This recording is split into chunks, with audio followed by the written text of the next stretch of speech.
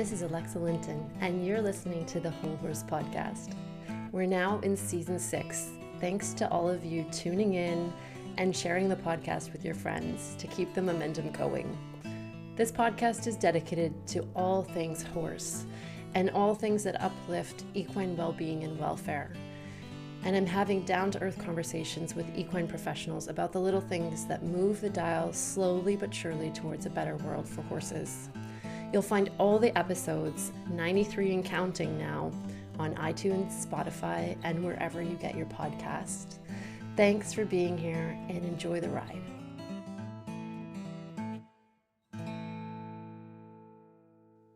Hi, everyone, and welcome back to the Whole Horse Podcast. We're here on the podcast. It's 7 a.m. my time, and I am here because I just so want to interview my next guest about his recent events. Lockie Phillips is back today. Thanks for being here, Lockie. Hola.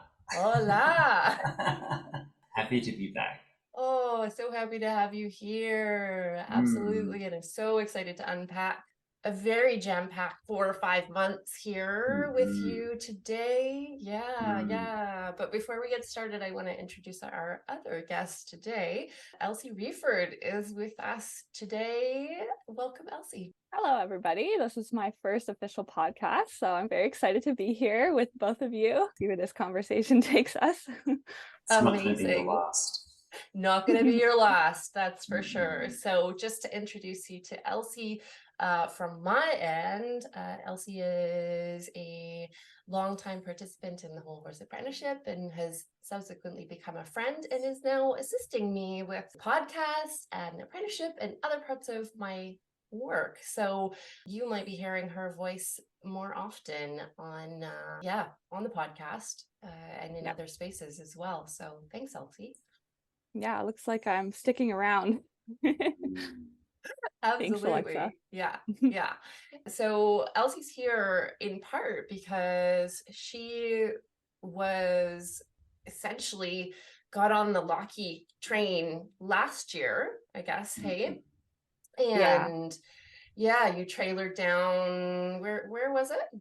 Well, the first clinic that I attended with Lockie was in New Hampshire. So it was about a 9-hour drive, and I trailered my big boy, Ike, all the way from, I live just outside of Ottawa. So we had to cross the border, and thankfully I have been well-versed in long trailer rides with my horses. So that wasn't too big of a deal. And we met up with Lockie at a beautiful farm in New Hampshire for a one-day clinic. And then, I hosted Lockie this spring in Ottawa for his first Canadian clinic. Correct. Which was pretty dang awesome. Yay. Yeah. And shout out to Chelsea and Michael in New Hampshire, who are also long-term clients and friends of mine who hosted that New Hampshire clinic. It was sort of my first East Coast gig. And when Elsie said she was going to come down, I was like, oh, okay. And then you were there, and there was Ike, and you were there. And I was like, oh, how long did it take you to get here? You're like, oh, 9 hours. And I was like, hang on, what? Like, still coming to terms with the fact that you were willing to do that. Because we had worked together, about 5 or 6 months before that clinic online? Yeah. So I had first reached out to you, I think that winter, and I did one of your free discovery calls. That's right. Discussing my mare, Farah. And then I kind of let that percolate for a while and ended up seeing an email in my inbox about your selfless riding webinar that summer. And I was at a really sort of stuck place with my gelding Ike, where I knew that I wanted to progress in the training in a way that was relationship focused and building consent-based riding cues. And he had come to a point where he was just absolutely refusing to move. I would sit on his back and I would just cue him to go, and he was like a statue. And I looked at my toolbox and I said, okay, based on my background, I competed and trained a lot in dressage as a young person. And I was like, okay, well, I have whips and I have spurs, and neither of these are things that I want to use.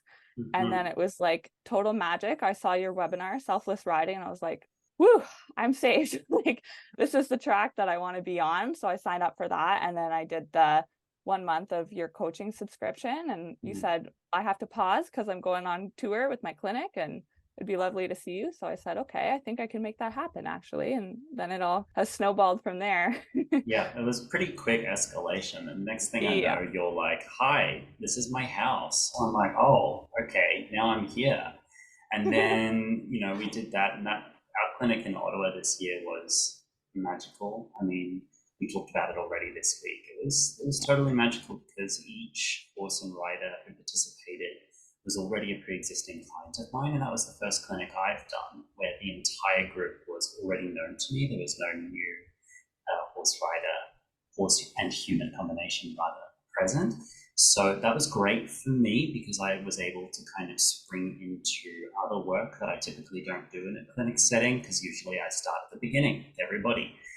And it just made for this magical event that towards the end of the first day, when we were all having that community discussion, I kind of, in my mind, had a slightly out of body experience where I just kind of floated above my body as I was sitting there on the mounting block and watching all of you guys discuss as a community. And a little voice in the back of my head said, Lockie, this is not just you making a living anymore. This isn't just your dog and pony show anymore. This is much, much bigger than what I had in plan for myself. And I'm very much interested in not self-sabotaging that. I'm very much interested in not going down the route that some horse trainers have gone down, where it blows up their ego and then they become control freaks about their methodology, etc., and they get really worried about the integrity of their work, and it can become quite perverse, especially when you're in a growth phase. But I had this really clear awareness at the Ottawa clinic in particular, because you guys were so awesome and so open and so available, and the transformations in the horses were so clear and gentle at the same time, that, okay, this is more than I thought it would be. I don't have any point of reference for this. I need to surrender to this. I just need to be a servant to this, and let's see where it takes me, Still very much in the driver's seat, but I'm not sure where I'm going. And that's kind of exciting. I know how I'm going to get there, but I'm not sure where I'm going. And it's super exciting. And yeah, everyone who was at that Ottawa clinic, if you're listening, all the clinics have been great, but the Ottawa clinic had some extra spices in the soup that I hadn't anticipated. Yeah, it was definitely, I have participated and been a part of hosting other clinics in the past when I was in sort of my former world as a dressage person. And it was just really beautiful how it all came together. I found it was very organic, and I don't think there's anything that could have prepared me for what would unfold in those 2 days. And yeah, it was definitely beyond what I had imagined. And it is so fantastic. I've been able to keep in touch with those people and form new connections in the community through that. And I was so heartened because I had no idea that there was that many people in this area interested in that kind of work. And we really had a good turnout of auditors and people who, like you said, were just here for it and willing to go into the deep end. And that gave me a really special feeling of okay, this horse world that we are envisioning and putting ourselves out there to create, there are people ready to join us and not even really question it. They were so on board. It was amazing. It was amazing. Yeah, it was amazing. And it continued to be a pretty amazing spring. That was clinic number 1 of 10 in a row that I did. And then all 2-day clinics all over North America, and then finishing in Switzerland. And I think 10 was me. I managed. I could do it. But after clinic 6, it was kind of like, oh, okay. It's sort of like, I know that my best limit is now 6 in a row. That's now my personal limit. But because of the logistics of my year, I had this time to kill in the spring. So I was like, why not fill that with this adventure? So I was like, okay, if there's demand for 10, I'll do 10. I could have done more than 10, but I was like, no, I think we're good at 10 in a row. That's fine. Mm-hmm. And I think the third last clinic was with you guys in DC with. I was going to say, what were we? Yeah. You guys were number 8. 8. No, sorry, 7. No, you guys were number 7. You were number 7 because then I did 2 in California and then I went to Switzerland. Yep. Yeah. And you were pretty tired by the time you got to us. Yeah, when I look back at the photos, I'm like, ooh, I needed like about 10 hours of sleep and like a few hours of sun. I looked a bit unrested, but in my body, I felt so happy to be there and so grateful to frankly be working as someone who was jobless during the pandemic. Yep. Yeah. So yeah, like if you love what you do, it gives you energy rather than depletes you. Yeah. That's what I found. For me personally, that's not everyone's story, but that's what happens for me. Yeah. Well, I'd love to look at the Whole Horse Clinic a little bit because it was also something on a number of levels and definitely unpredictable as well. But that first day was sort of an experiment. So for anybody out there who didn't hear about it, essentially, it was myself, Elisse Miki and Lockie. And the day 1 was essentially assessment treatment day. So we switched between the 3 participants Lockie did a hoof assessment, Elisse did her equine therapy, like assessment and treatment with each horse in the clinic. And then I did an osteopathy assessment and treatment for each human that day. And yeah, it was really something else, Yeah. It was wild. It was Do we want to talk about what happened at the end of the day? Yeah. I think it would be good to talk about what happened because of this epidemic of burnout and pushing and boundary stuff, right? So what Lockie is alluding to here is I was coming off of a teaching and Elsie was, just to give you some context, Elsie was here through this whole thing. So I had taught a 3-day apprenticeship retreat or hosted a 3-day apprenticeship retreat on the Tuesday to Thursday. And then the Friday, Elisse and I had given a webinar in the morning on the cranial program. And then we set up the new venue in the afternoon. And let's give it the context of Alexa was really sick last year, like really, really sick. This is my first time teaching, first time back teaching. It was really hot. And it was really, really hot. So it was 30 degrees, around 30 degrees the whole week. So anyways, we arrive on Saturday morning and I'm really not okay. And Lockie is asking me, Alexa, are you okay? And I'm like, I'm good. Yeah. I went, all right. Yeah, no problem. Yeah. And ironically, I was the one that was asked, of course, to do the grounding exercise at the beginning of the clinic.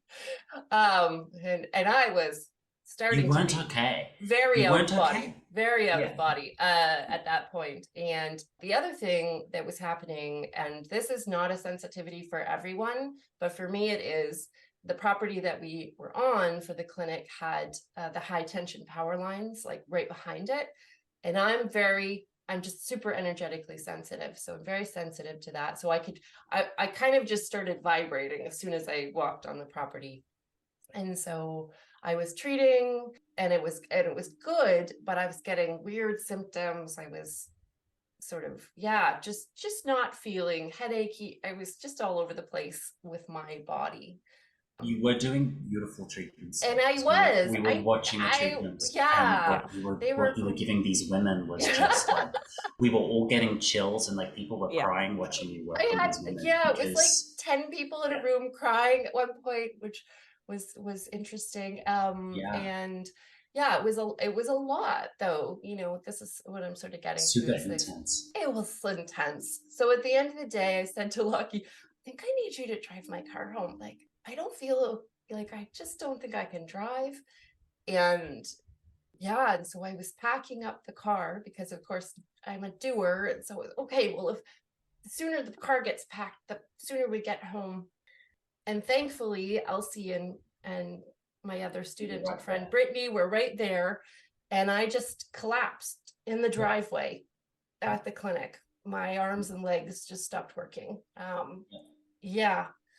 And later, would you like me to, yeah, to please. take it from there? Please, yeah, because you guys had the perspective of what went on from there. You weren't wholly there. Like from the beginning of the day, it was an intense day, and we were very well prepared. But you guys had a really heavy week leading up to that. I'd had a heavy week too, but I'd had a couple of rest days prior to this clinic, which I insisted upon. Yeah. And we were all staying at Elise's house, and we were all having a good time. But like we got there for day one, I looked in your eyes, and I was like, no, I know what that eye looks like, because I've been there, you know? Yeah. And at the end of the day, we had a really great day, awesome day, and the horses and the horsewomen who were there was awesome, and the auditors had a great time. It was a great day. And I'm sitting there chatting with one of the women for the horsemanship clinic next day, just making a plan for her and her horse, and I just hear Elsie say, "Lockie, what is this? Alexa needs you." I ran out, and you are passed out on the gravel in the drive, like on your back and being held and put together. And I believe we had some ice packs from the lunch, so we put some ice packs under your neck and under your knees. Yep. And we laid you flat in the back seat of your car, and got in the car. And Elsie, you were with me, weren't you? It was right? Elise. It was Elise. It was Elise. Yeah, I didn't go with you guys. No, so we got in the car, and I just saw you off and said, "Let me know if you need anything. I will help you." I said, "Alexa, do I need to take you to the hospital?" You said no. You said, "Are you sure?" Because I was about to not even ask your consent and take you to the hospital anyway. I was this close to doing that. And then I think I asked you, I said, "Do you understand what's happening with your body right now?" And you said, "Yes, I understand what's happening with my body." I said, "Are you sure?" I said, "Are you scared right now?" You said, "No, I understand what's happening. So what do you need?" You said, "I need to get home and I need to rest." I was like, "Okay." So we got you home. We basically carried you to the house. Yep. And I put you to bed and forced some liquids down you because you were really, really overheated. I think you had some kind of heat stroke together with burnout. Yep. Also, you had a really tough year with your health and everything. And I think you asked me for some bone broth, so I made you some bone broth and fed that to you. And then I contacted your partner and made sure that he knew what was happening, and then we made arrangements to make sure that the next day at the clinic that you rested and he came to take you home, because I believe none of us wanted you going home on your own. Yeah. Because you had planned to pack up that clinic and then drive yourself to the ferry terminal and then take the ferry back to Vancouver Island on your own. And that was just not going to be in the cards. Oh, no, not at all. Yeah. Because it took a good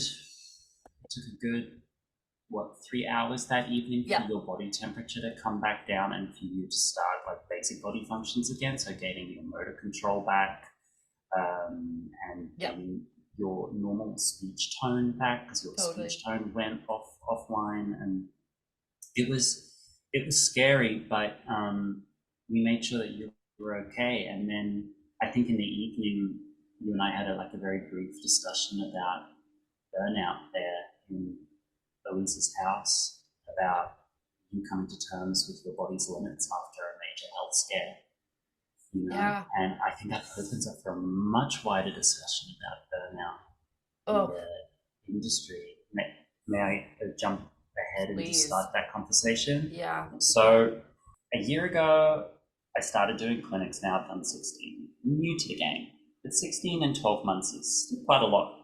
And if you've come to my clinic or familiar with my work, the first thing I do is I de-escalate the entire situation for the people and for the horses. De-escalation meaning removing all potentiality for violence, but also at a nervous system and an emotional level, to bring everything right down to the core and the root. Basically, it's the horsemanship equivalent of everyone taking off their work clothes, putting on their pajamas, sitting on the sofa and getting real with each other. That's what it needs to feel like. Let's be really, really real about where we really are with ourselves and our horses.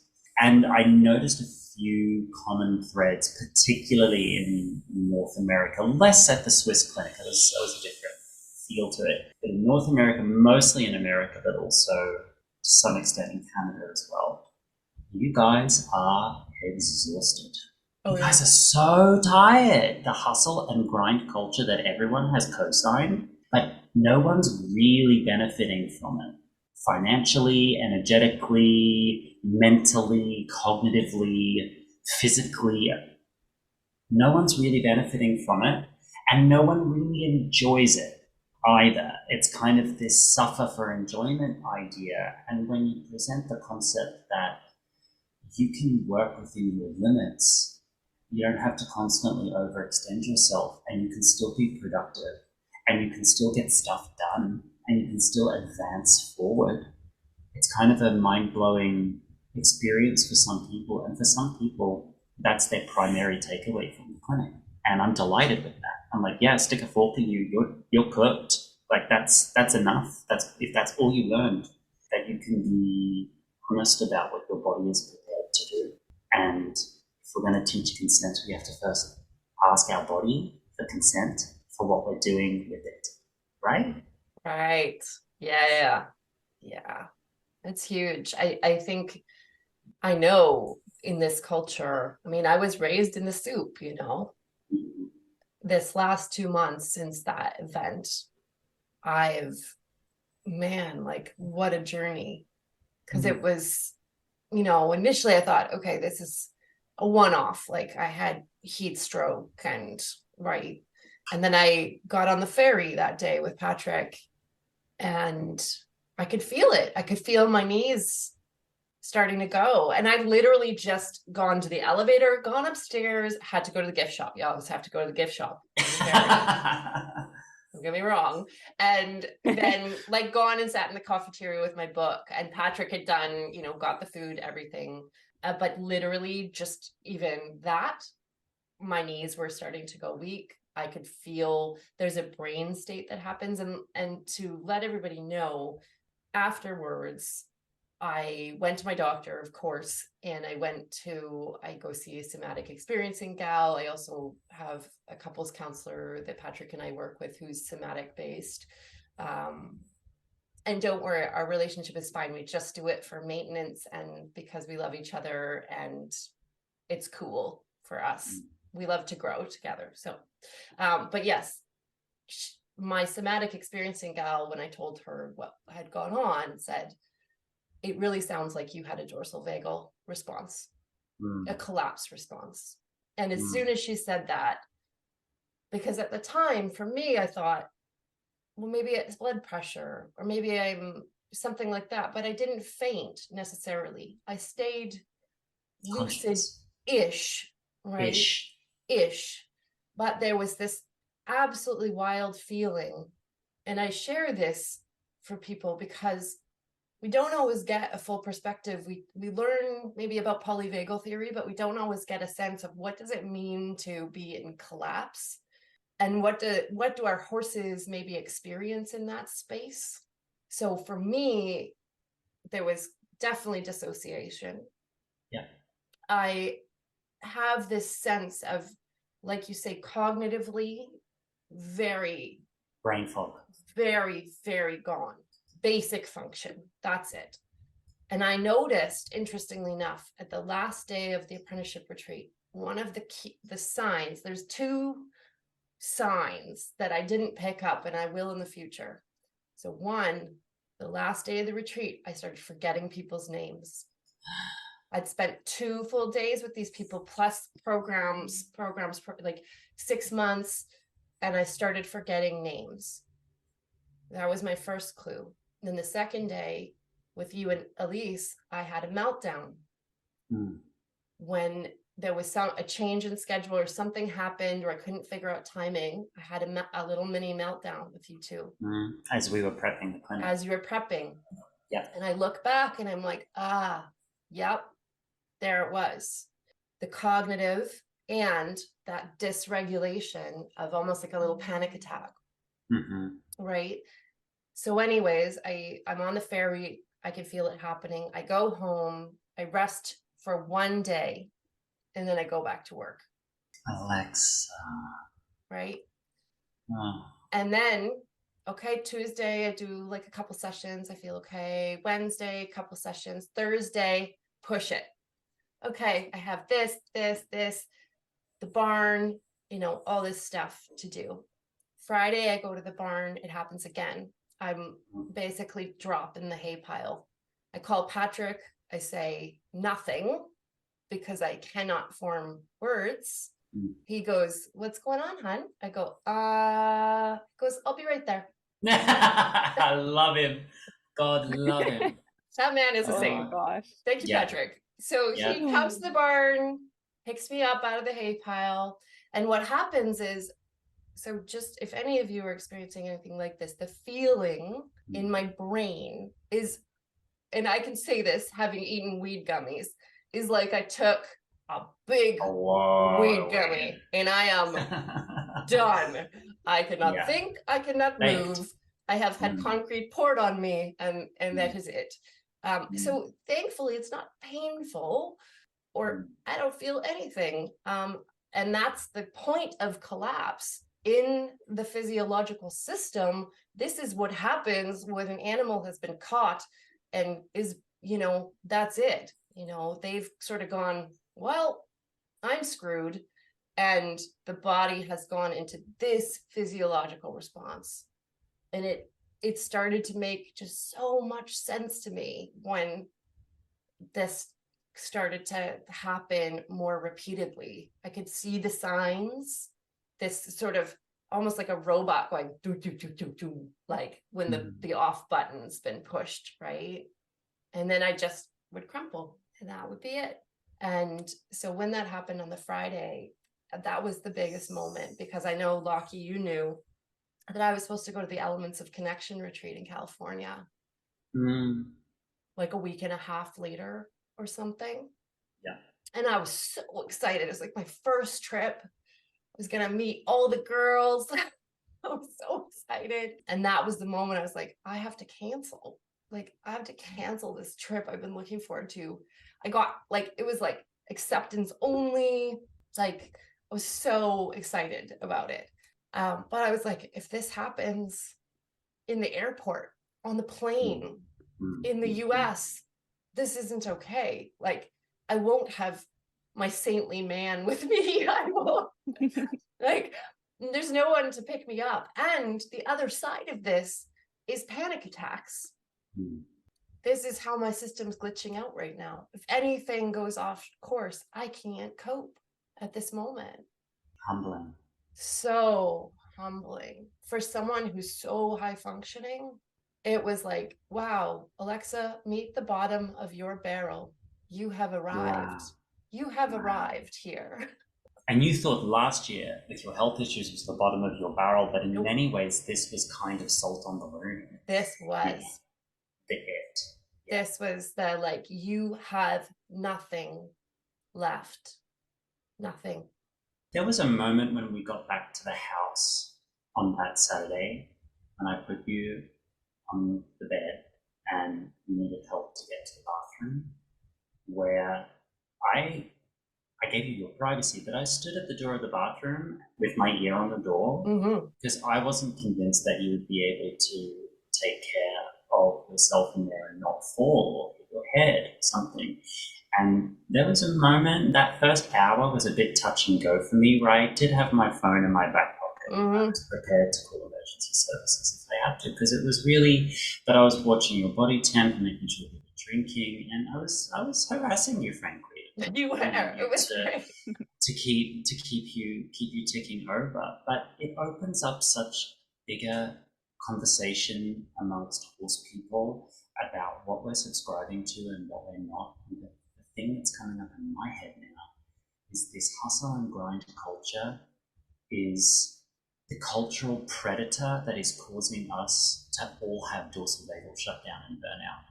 It's like this invisible lion that's chasing us in the Serengeti and grabbing us by the jugular and bringing us down, because the response your body had was no different. No different. Your nervous system threw on that handbrake and gave you a functional coma to basically numb you out from the impending death that was now coming. There was no actual predator there, except the behaviors and choices, the pressure to perform. And it's such a thing. And I look at the horses now and I go, yep. And they're looking at me going, these crazy monkeys. Oof. These crazy monkeys. Like, what is going on? And so many horses deal with this. The questions we get all the time, such as, but if I let go now, I'm teaching them to get away with it. Get away with what? Yeah. Or maybe get away with what? Get away with learning that you're listening? What's so bad with that? And it's at every level. Yeah.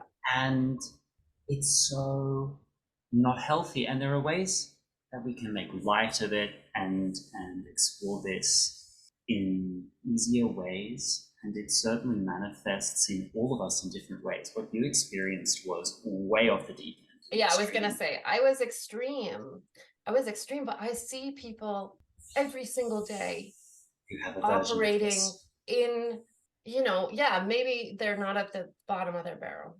Maybe they're not at the bottom of their barrel, but they're getting there. They're into the deficit, right? They're every day taking, and that's what I felt is like, I have spent more than I've earned. I have overdrawn, my bank account. And there's the only way to come back from this. Is rest. Only way is not only rest, yes, but I need to change how I think about productivity. Wow. Yeah. I need to change how I think about what it means to be successful. Successful, loved, okay, enough, like valued, right? Like all of those things need to change immediately, because I've been, at this edge for years. I've been burnt out, and I think Elsie can relate to this. I've been burnt out since I was 14 years old. Like, I was that kid that I was on 2 soccer teams, horseback riding, dance lessons. I was on a dance team at school and outside of school. I was a straight A student. I was on sports council. I won the award for student of the year. Like, I went straight to university. Never even thought that I could take a year off. Like, that wasn't, like, what? Like, later on, when I heard about gap years, I was like, what a concept that is. That's amazing. I went 5 full years in university. Then the following September, I went to equine sport therapy school. Then the following year, I went into another apprenticeship. Then I did 6 years of intense body talk study. After that, guess what? Alexa went to osteopathy school for 5.5 years. Yeah. It's a lot. What's really coming up for me listening to this and what you named off, Alexa, as what your needs are to recover from this state. You mentioned rest and changing how you think about productivity. Yeah.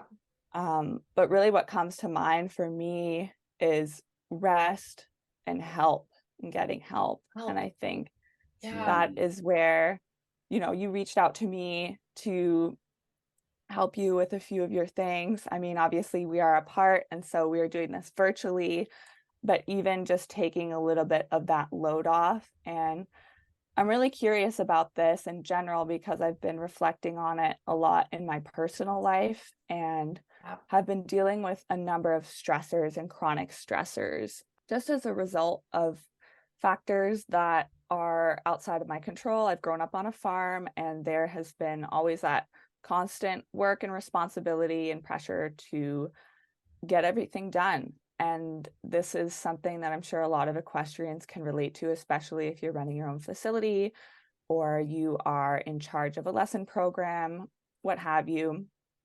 There are certain tasks that need to get done on a daily basis. And I feel as though so many of us are in a position, whether chosen or unchosen, to be doing this mostly alone. And it is for sure not sustainable. And once you get into that pattern of hyper independence and like critical, like self-reliance, like if I don't show up to this, nobody's going to do it.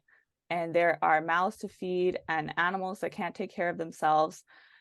And like you're on the hook on a pretty much 24/7 basis. And then that's already such an energetic output. And then we layer on the fact that we are dealing with unpredictable animals. You know, unfortunately, the other day, Ike had another small colic episode.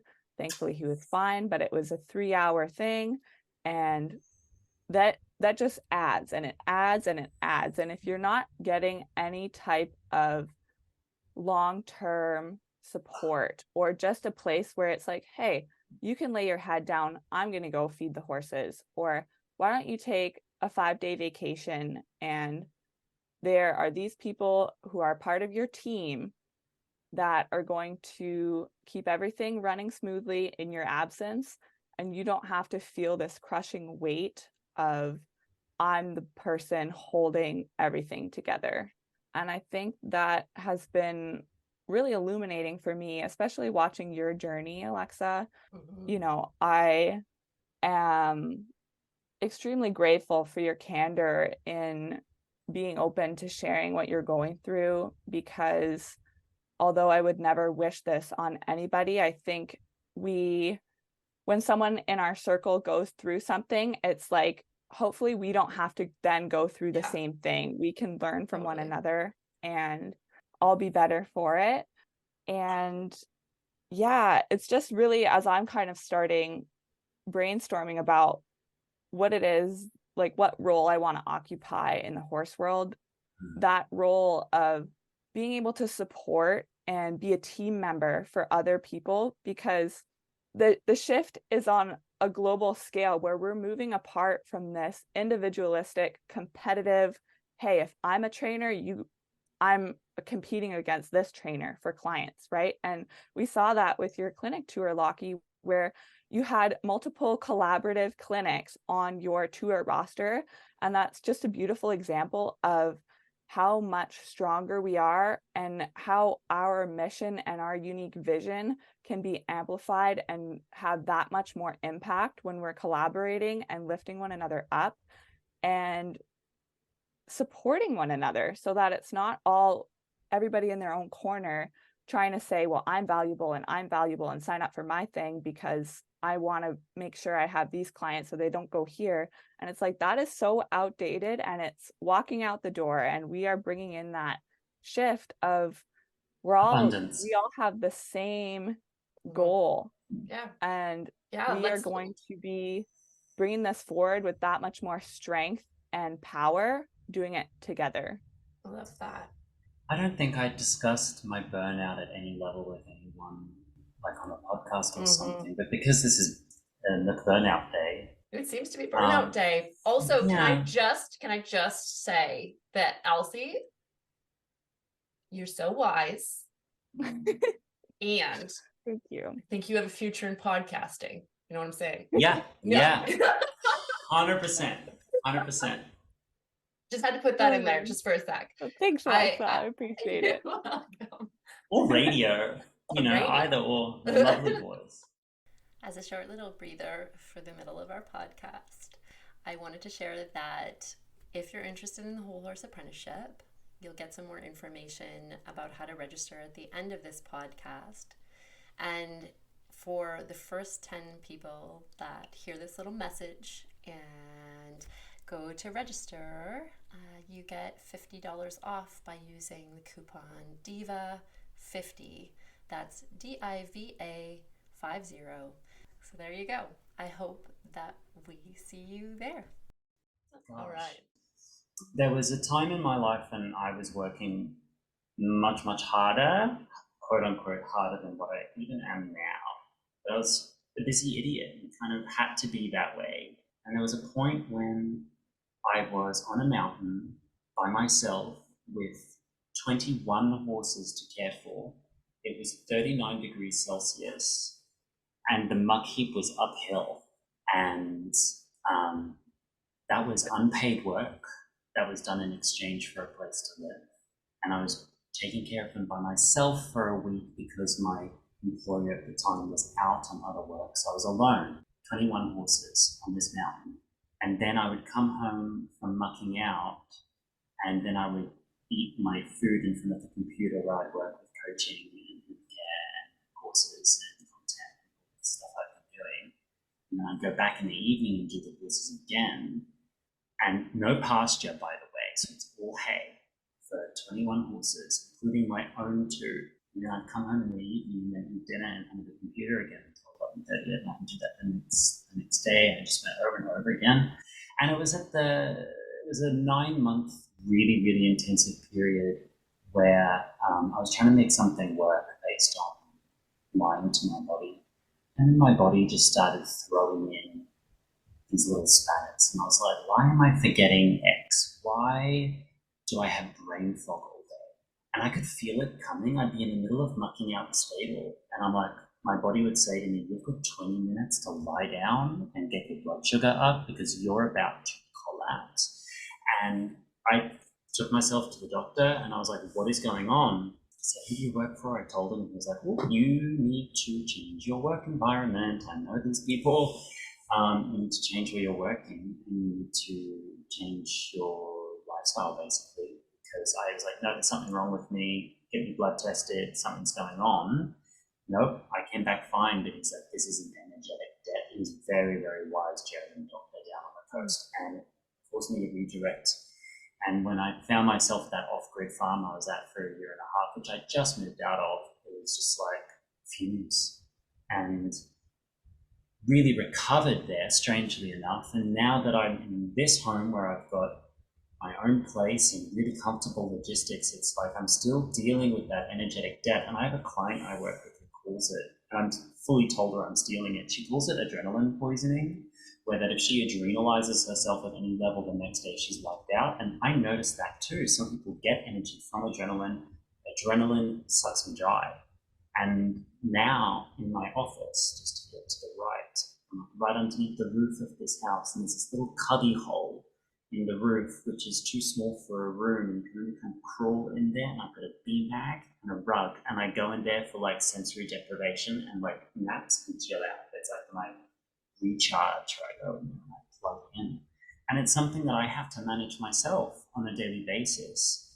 And going into a 10-event clinic tour, for example, you would think that isn't that predisposing you to burnout, but I prepare religiously for that trip so that I've got it in the system to give it, prepare at every level, Yeah, It's such a thing.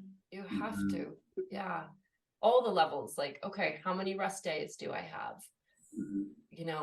Do I have all these pieces in a row? Am I going to be able to eat? Is there going to be, all the things that need to meet my needs, right? Yeah.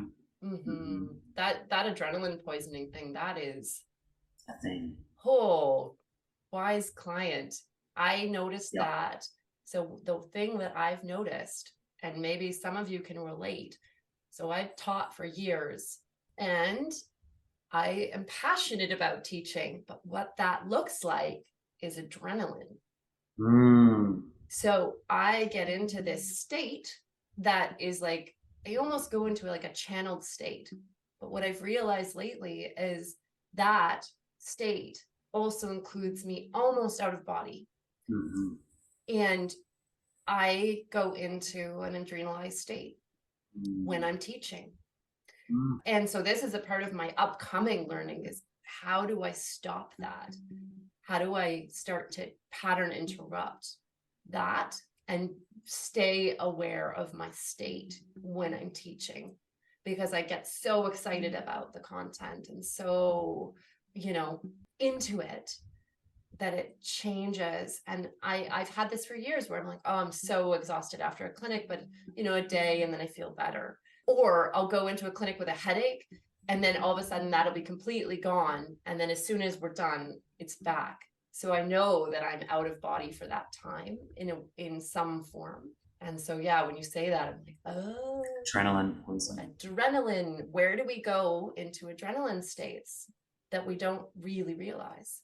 And adrenaline's being triggered by, at some level, a sense of threat. Yeah. And it just goes back to speak to the conditioning and understanding that work equals competition, equals some sort of threat that you must be protecting. And it's so pervasive and it's so everywhere all the time that we're numbed out to it. Yep. And it's like we're all walking around with wool over our eyes to it. And this is why self-awareness, at least for me, is so key.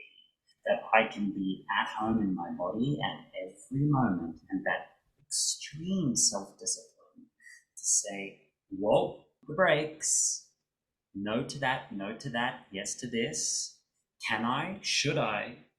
Does my body consent to it? And working as a dancer, that was essential. That was essential. Before you went on stage, doesn't matter if the piece was really technical or really easy to do, you had to ask your body, where is my body right now? And what have I got to perform with in this moment? Because you can't go onto the stage, be in the spotlight, and then find out that you're in an energetic deficit, because you've still got 15 minutes of sequences to do, and there are 2,500 people watching you. There is no getting out of it. And so learn that the hard way, having a couple of moments on stage where you feel your lunch rise in the back throat and you've still got several more minutes to keep going. But it shows up with our horses as well. So many horses are running on fumes. So many horses are shouldering the burnout that human beings are unwilling or unable to acknowledge and process and revise. And we need a wholesale rethink on what is work, what is productivity, what is output, what is it to be in service to others, what it means to learn, to train, to show up active, because we cannot continue this flip-flop between blasting your jets and flat out on the sofa. We cannot continue. If we are to push horsemanship forwards, we need the cognitive capacity to be smart about what we're doing, and the first thing burnout takes from you is your cognitive capacity to be intelligent and aware. Yeah.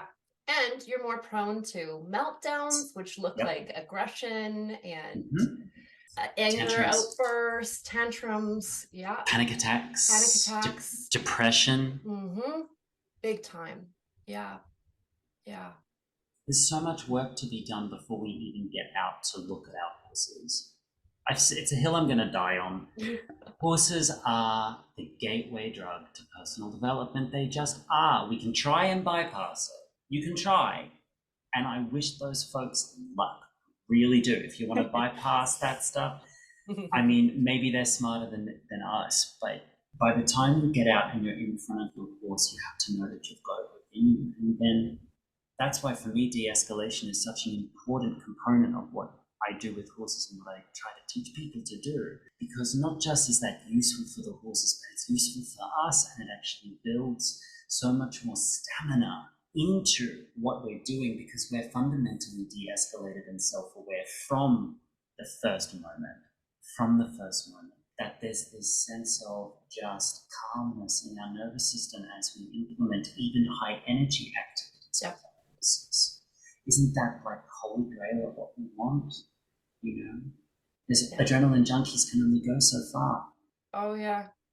I think there's a meme that says, it's a bit dark, but it said something like, every dead body on Mount Everest was once a highly motivated person. So maybe calm down. There's a meme that passes around every now and then. And it's kind of like, that's dark, but also you've got a point. Very, very true. Like, would you climb Mount Everest? No, Elsie I would and not. Lockie? No. Hells to the no. So. Like, when someone tells me that they're going to go run a marathon, I go, are you okay? Why? Are you all right? When did the pain start? Yeah, completely.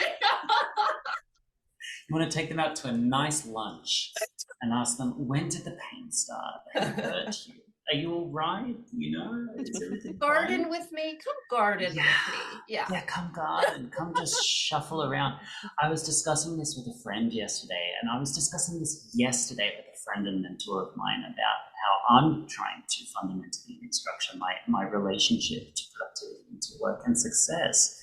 And I said to her, you know, I've been in this house for a week, and even now I'm noticing new patterns. When I go out the front door, I've got my work boots, my big dirty work boots, or my Crocs. Am I going to go out there and be serious about work? Or am I going to put my Crocs on and wiggle around that pasture and just screw around? Like, what am I going to do? Yeah.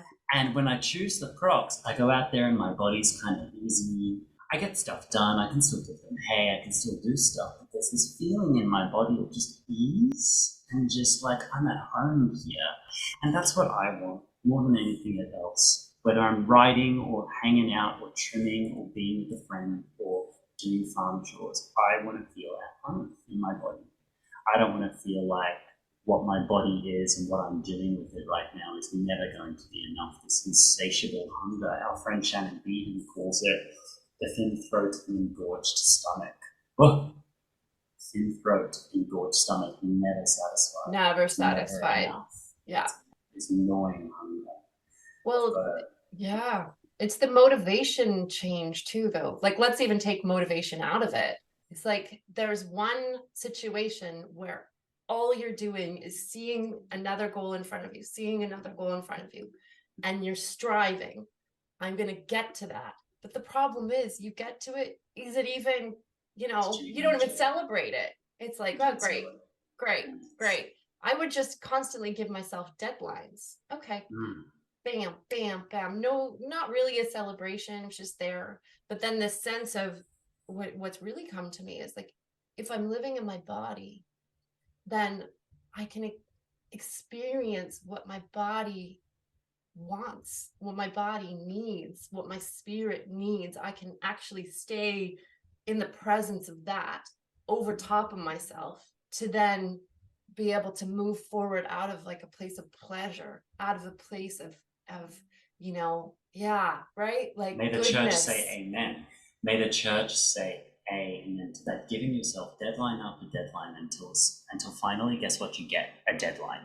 You get a deadline. Guys, I almost died twice last year. Right. Don't do this. We learned this the hard way so that no one else has to. Oh, it just, it's not worth it. Like, if I could give any advice to anyone who wants to listen, this is it.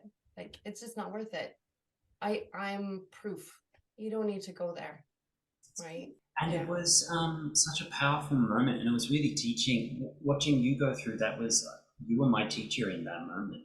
I was watching you go through this, and someone as yourself who's 10 years in front of where I am at this time. Yeah. And I'm sure Elsie can relate to this now. And I mean, Elsie, I wish I was in your shoes, because you was like, oh, I'm just gonna like not do all of that stuff that they did from the beginning, and then guess what? Be okay. Right, I'll just be okay.com, right? But making those right choices, it's so hard to make. And wouldn't it be amazing if we always had energy and capacity to do stuff with our horses, because we're not constantly running from depletion to depletion and then recaffeinating and sugaring ourselves until we've got just enough fuel to go for another 20-minute blast and crash again. It's so damaging to our health, but not just physical health. It does something more interpersonal. I remember at a clinic this year, I was teaching a private lesson, and a very, very nice horse owner, beautiful rider, really, really interesting person to work with, really nice horse. But I noticed that they unconsciously invited me into contributing towards filling their energetic debt. Let me try and clarify what that means. They invited me to be responsible for their responsibilities because they didn't have the capacity, because they were unconsciously, burning themselves out. So they put themselves into a depletion, deplete, not aware of the depletion for insert reason here, and not all of those reasons are malicious. Then they seek outside of themselves a coach or a quote unquote guru to fill that gnawing hole for them. And when I noticed that happening, I went, like in my head, I had this psychic moment where I was just like, oh, it's that thing. It's that thing. And in that moment, I had to go, no, I think the actual words I said were, no, I am complete. That is your responsibility, not mine. The question is not, do I have the tools to fix it for you? The question is, do you have the tools to fix this for you? I will not do that for you. I cannot. I bounce out of here tomorrow. I'm getting on a plane. I can't solve this for you. You've got to be your own savior. I can give you tools, but you've got to learn the tools. And we will notice that sometimes in our relationships with the people we serve, especially if we're in the service industry, let's say you know, Yeah.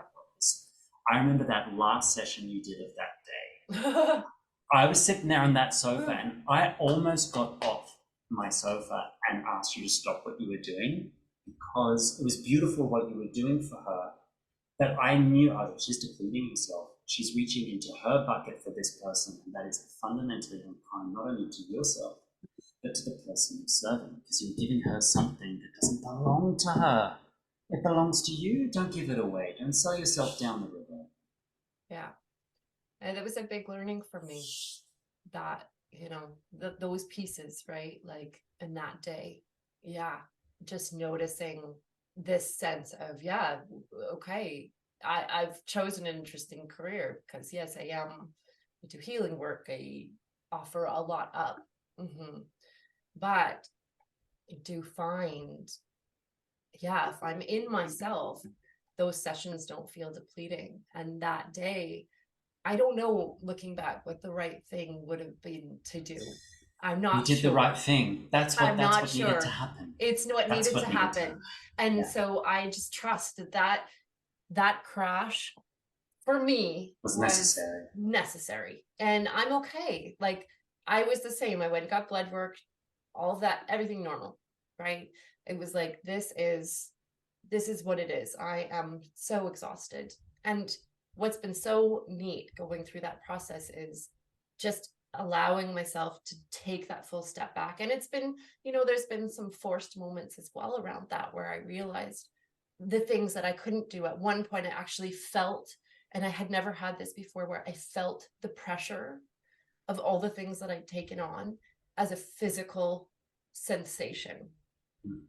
And that was very wild and very overwhelming for me to feel, and not knowing how I could come out from under the pressure at that time. And it subsequently has resolved, thank goodness, like where, because of these shifts that have happened, it changed, and I was able to actually feel the release of the pressure. But I think that was also important for me, and for any of you out there who push that hard, the sense of feeling what it's like when you don't have looming deadlines constantly, coming out from under that so you can experience something different, so that you know what it feels like when you're piling onto yourself in a way that is unsustainable, right? Yeah. If we're going to be caregivers and we're going to give something to others, we have to have it first before we can give it. And if we're stepping back, it's not stepping back to receive forever. That is such a misnomer. It's stepping back to consolidate, so that you've got even more to give than you have before. And I've noticed that myself. Every time I've given to others from a place of depletion, it always led to some kind of toxic situation. But when I was giving from a place of boundaries first, not to keep you out, but to keep you in and keep me together. Boundaries first, yes, and then I can give from there. I'm always able to give more than I could in the other modalities, other sort of choice over here, where it's not respecting yourself or being kind to yourself at some level, or just even being conscious that that is a kindness, to step back and consolidate and pump the brakes and say, you know. And I saw that on that day, and I totally agree with you, Alexa, that that's exactly what needed to happen. And I wanted to jump off my chair and help you, but I thought, you know, Alexa is a grown-ass woman. This is her journey. I cannot remove that consent for her, because she has consented to being in this situation. She's got to figure this out. I'll be on standby, and I was.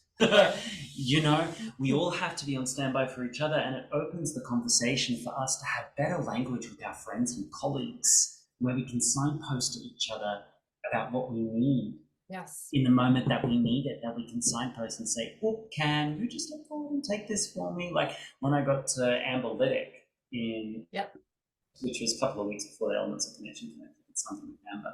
The first day I was with Amber when she ran the inner work section of the clinic, and it was great. But day 2, I thought, Amber, you got this. I went to the tray of my friend's Dodge truck and I pieced out. I had a nap through 3 hours of that inner work session, not because I didn't care about what was happening, but because I trusted my collaborator.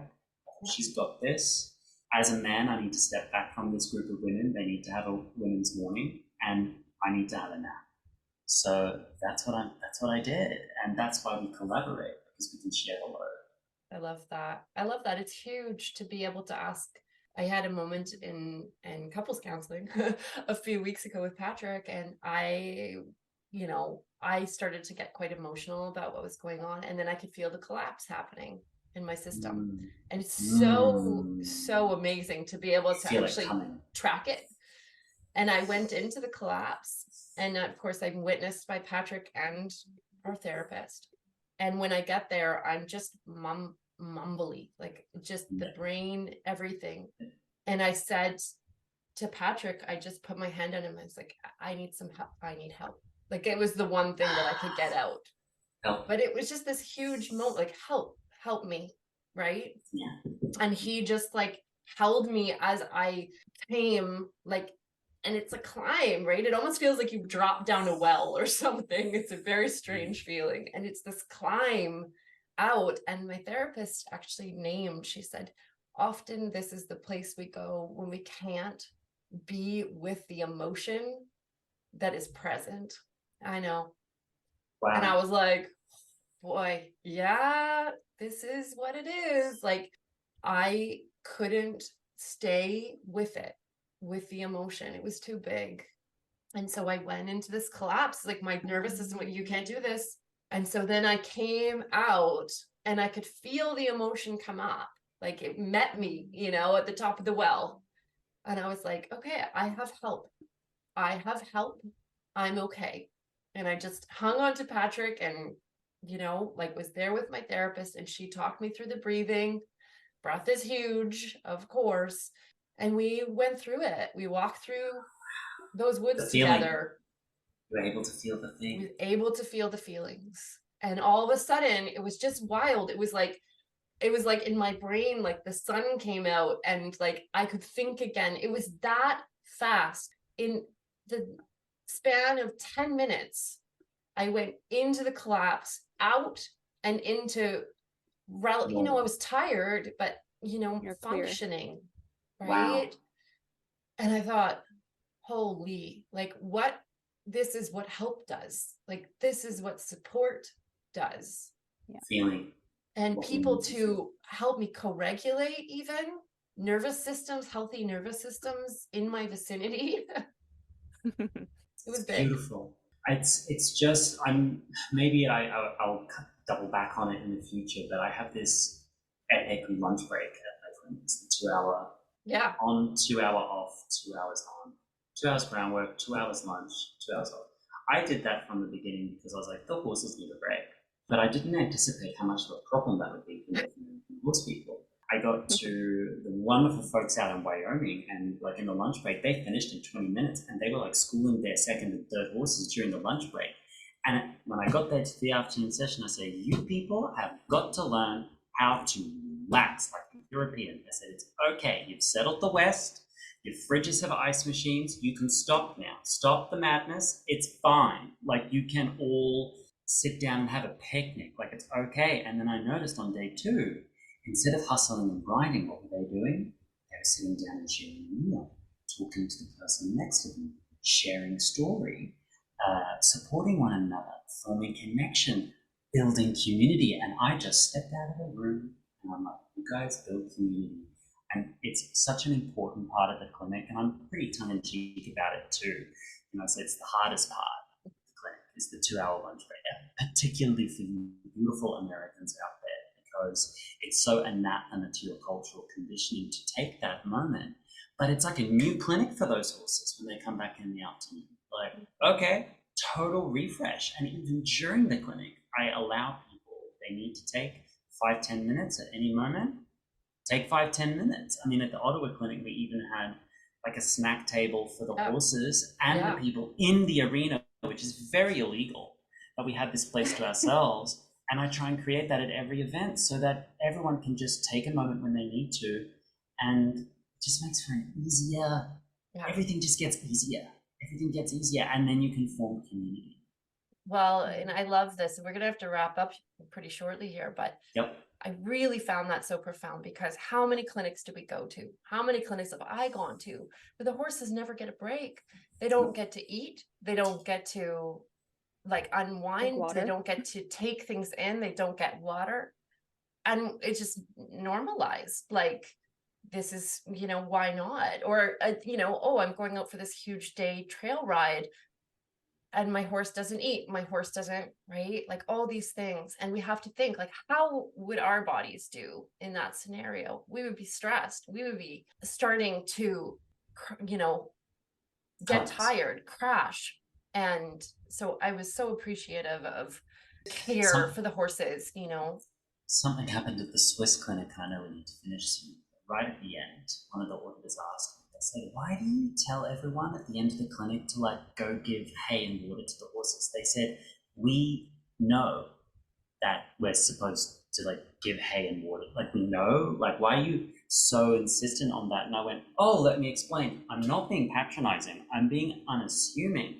Because I have been in environments where at the end of a 4-hour event, people are standing around with their horse on the end of the lead line, and the horse is like needing hay, needing water, and they're visiting with a friend or screwing about in the corner or shilly-shallying. I'm like, no, you get that horse to the stable and put them up now. Like, do not delay. Priority one. I have been at priority one. And in Europe, it's like not the thing. I live in Spain where the whole country shuts down between 2 o'clock and 5 o'clock. Like, businesses close for a siesta. It's fabulous. Yeah, I bet. Nap time as part of the daily workday as an adult? Am I in heaven? Yeah. Come for a retreat. That's all I'm saying. Come for a retreat. We're both coming. Don't you worry. I love it. They'll be so much fun.